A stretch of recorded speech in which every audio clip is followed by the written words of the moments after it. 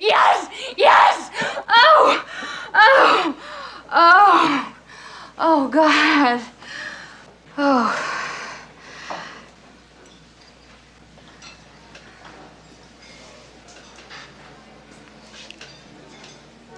I'll have what she's having. This is Peter Rosenthal, head film critic for The Onion. In today's Cinema Classic segment, I'll be looking at When Harry Met Sally, Nora Ephron's 1989 romantic comedy that's widely regarded as the gold standard of the genre, and a film I personally find okay, but nonetheless give my highest recommendation because if I don't, my wife will fucking kill me. Starring Billy Crystal and Meg Ryan in what my wife describes as their creative peak, When Harry Met Sally follows the lives of two starkly different personalities facing the hurdles of love and heartbreak in New York City.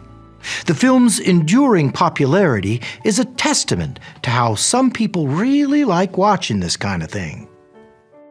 Not me, but not relevant.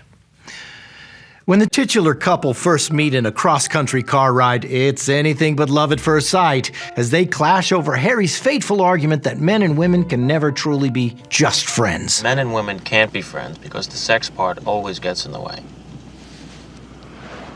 It's a sequence that some film goers might feel could be edited down to half its length.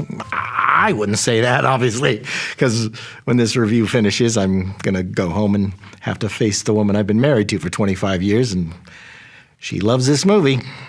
So, yeah, the sequence is really awesome.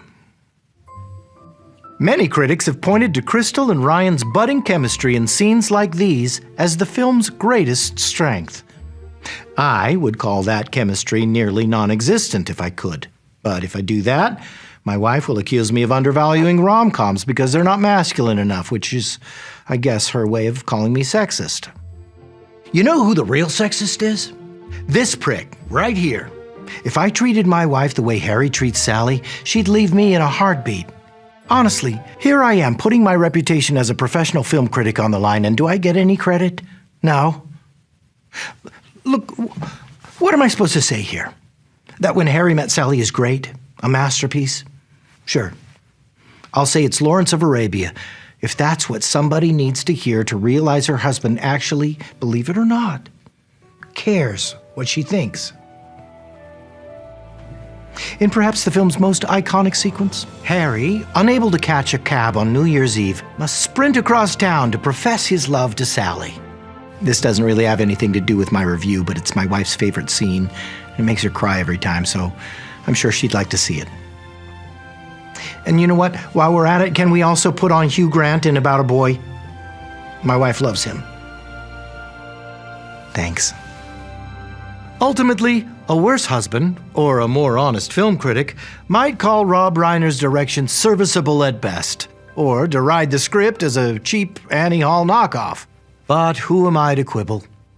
The wrong thing to say here would be that I'm a professional film critic with 40 years of experience, and she's a fucking high school guidance counselor.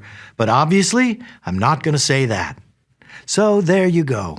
All right, honey, it's a great movie. For The Onion's Film Standard, I'm Peter Rosenthal.